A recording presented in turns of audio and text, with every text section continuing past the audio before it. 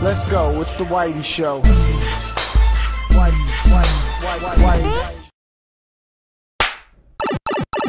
Hey everybody, it's Slasher JPC here, and we are about to talk about, and when I say we, I mean me and Whitey. Yes, Whitey the Reviewer and me are going to be doing a collaboration review for Natural Doctrine, a game that's going to be out on PS3, PS4, and Vita. But even just because it's on all three of those doesn't mean you should actually pick it up. I don't know about that one, but let's go ahead and talk about what the overall game is. It's a strategy RPG. You get a top-down view, or you can get a third-person view, kind of like Valkyrie Chronicles. And you're going to take turns with these characters and basically do the strategy, turn-based role-playing mechanics of normal. But we're going to go ahead and dive a little deeper into that because, honestly, the story-wise, you got a guy named Jeff, you got some other people, and there's some turmoil, and yeah, I don't really know too much because I didn't get very far, but we're going to talk about that. So take it away with the gameplay. Alright, so real fast to just cover up the story, you fight goblins, and then other creatures eat the goblins, and then you gotta kill the other creatures and the goblins, and once in a while some soldiers who for some reason want to kill you. See, I blocked that out. I blocked that out because I just... okay, anyway. Yeah, it's not important. So, the gameplay. It's interesting. The good part of the whole game is that, one, I liked the voice acting and characters because they were simply kind of stupid, very Disagia kind of like, but not as funny, but still. And they'd argue. Yeah, they would argue. It was kind of like watching an anime kind of funny thing going on. And it was interesting to, want to see people die because people do die, main characters, and I think that's really cool.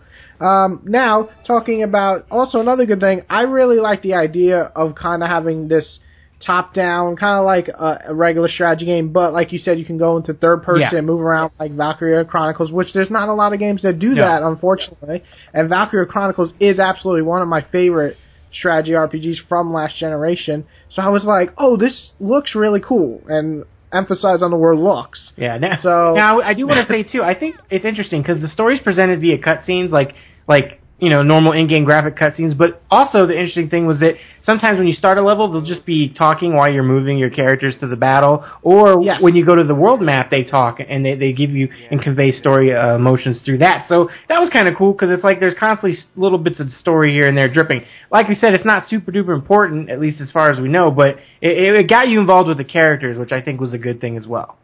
I agree, and I also did like the fact that each skill tree seemed to be pretty different for the classes. Yeah. Nobody seemed to be like a clone, which is very popular in strategy RPGs. Everybody had their own feel, the warriors, the mages, the archers, which they call something different, and, the big tank guys. So that part of the game, I think, was, mostly the good, good portion, and that's it. Yeah, really. that's it, really. I mean, when we go to the bad, I wouldn't say that there's tons of bads per se, but the bads that are there are bad. I would say there's two bad things, and then there's like two major ugly, like absolutely you do not do in gaming anymore. Yeah. Well, my bad, I'll say my bad real fast, is that the levels are too long. It's too long to do one battle. They're like 20 to 40 minutes.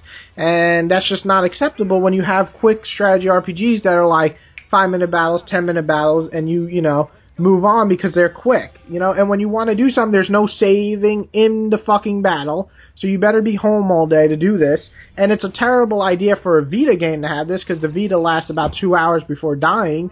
So it's just, I don't like the long battles. That's my one bad. And my other bad is the fact that the armor seems to be really rare, and it really doesn't seem to do anything. So the customization part, which should be important, is absolutely useless. Yeah, I'd actually agree with that. Levels are long, and when you don't have a way to stop the game, I will say there's checkpoints, and those are pretty good. Like, usually you'll get through a battle or a cutscene, and usually, I say usually, because I've experienced otherwise, but usually, like, after a cutscene in the battle, or after something is triggered in the battle, or after battles take place, if you were to die, you will restart your checkpoint from right there, and so that's nice, but it doesn't help if you get, 3/4 away and you gotta leave, and you come back and you gotta start all over, which happened to me. So definitely those are bad things to mention, and I just agree completely on that. It's too long, and there's no way to quick save or just pause, and it's just a little bit ridiculous. Yeah, and I think that brings us really to our uglies, is that the game has major design problems. And what we mean by that is that you can say a game is hard, but still love it. Yeah, Dark Souls, Demon Souls. Even some Devil May Cry 3 people consider hard. Devil May Cry, Bayonetta on hard mode. There's just games out there that are designed to be challenging, and that will kick your ass. And that's a good thing for the most part. There's some cheap games like Ninja Gaiden 2, but then there's amazing games like Ninja Gaiden 1, which is the perfect balance of hardness and reward. And this, there's no fucking reward. Yeah, where's the reward? It's just hard. There's really no reason to be this hard. And the problem is, I feel the developers are thinking, if you don't play this game our way in a certain pattern, if you try to go a different way or make a new formation or try something that's not how the game is supposed to go, you die. Yeah, that's how they think.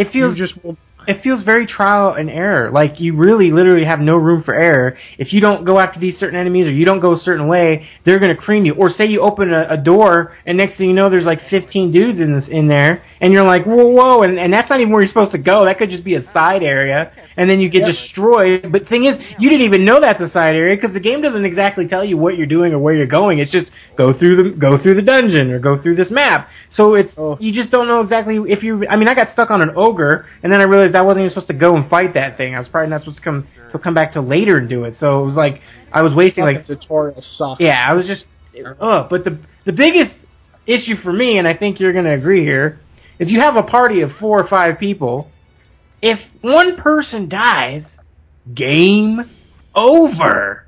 I mean, this is a design in a video game that should never be in RPGs. Ever. Because with things like Phoenix Down, or Revive, or Life Bottle, or a million fucking things in every RPG to bring party members back, you'd think that this game, being as hard as it is... You get it. Yeah. You don't. I don't get it. So there's just so many problems, and I gotta add another problem that I can't get over is there's this link system, which is a great idea, right? You go next to one of your party members, you team up on an attack, and boom, boom, you kill the motherfuckers. Really cool, right? Awesome. Now when the goblins or the fucking creatures that look like the thing from Aliens or the warriors come, they can do it, but there's like 20 of them. So they all attack the same guy, you're dead. No matter what, you're dead. Because you're getting hit with 25 damage, 10 damage, and you only have 150 And then what happens? So you're dead. Game over. Then it's game over. There's no fucking revive. There's not even like Fire Emblem where the guy goes down and you're like, oh, you lose him for the game, but at least you can still play. There's not even that. Yeah, and I'd even give him the benefit of the doubt if it was, if your main character dies, then the game's over. But if if all the other people die, you can resurrect them. Because I've played games like that, and it's manageable. This shit's not manageable. When you see a cutscene and the game tells you to run away, and you move a character, and then the instant you move them, they get one-shotted. There's no strategy in that. That's just dumbfound. Just bad design. We gotta tell them this. We played on easy. Yeah, this is on easy. This is even hard. This is not normal. This is easy shit where you get one-shotted by a random enemy by opening a door. It doesn't make sense. I mean, I'll give it this. If you like strategy RPGs and you are the most badass hardcore and you wanna play something that's gonna just make you pull your hair out and maybe age by 5 years, then by means you should play this game. But it's just, to me, it's a shame because I like how it looks, even though it's not the best looking game. I like the characters. I like the style it's going for and the kind of RPG. But I cannot force myself to play something that legitimately feels broken in its difficulty balance. I can't. Yeah. So I guess that really wraps it up. There's not much to the game, really. It's a strategy RPG, and it knew what it wanted to do. But I just feel like the developers, which is a shame, coming from certain guys who made beautiful Final Fantasy Tactics, which I played on like every system that it was ever created on, to come and create this. That's the sad part. It's like Destiny all over again, but 10 times worse. And it's just, I don't think I was expecting anything, but I wasn't certainly expecting to get pissed off at a video game in a very long time. I haven't rage quit in forever. You know me. Yeah. And I turned it off. I was like, time to play another review game. And I hate saying that. I think if this team ever wants to do another game that's similar to this, please. Just tweak the balance, or if you make an easy mode, make it easy for us. Yeah. Because this is not easy. I would love to finish the story, but I'm not. I'm just not going to finish it because it's way too fucking hard. So that's really it, guys. I'm just going to... I know you don't give a score, but I'm going to give this a fucking 4 out of 10 because, like I said, I like the story, I like the idea of it, and I even like the design of the characters. They're really kind of cool, actually. But everything else about this game is bad. Yeah, and I'm sadly, I don't do review scores, but I will say I'd recommend people pass it up until it's cheaper. I mean, I hate saying that. I'm a very optimistic gamer, but this stuff made me pessimistic. There's too many other good games coming out. Too. Yeah, it's just too much. But I wish them the best in any future games they make. So thank you guys for listening. We loved having you, and you can definitely check us out both on our channels, opposite channels. We got Ultimate Chance, aka Whitey, or Slasher JPC mine. But if you're seeing this on mine or seeing it on his, I'm sure you know who's who. But watch it. Learn. Watch all our reviews. I know. I think we have so many reviews coming out this fall. So. Gameplay and reviews and all that. I mean, I just put up Wolfenstein, so I know that's like 10 months late. But that's okay. That's what I'm talking about. I'm gonna get those. I got Tales of Exilia. That's 2 months late. No big deal. Yeah, no big deal. We're gonna get those reviews out. So watch us both. Yeah. All right, everybody. We're out of here.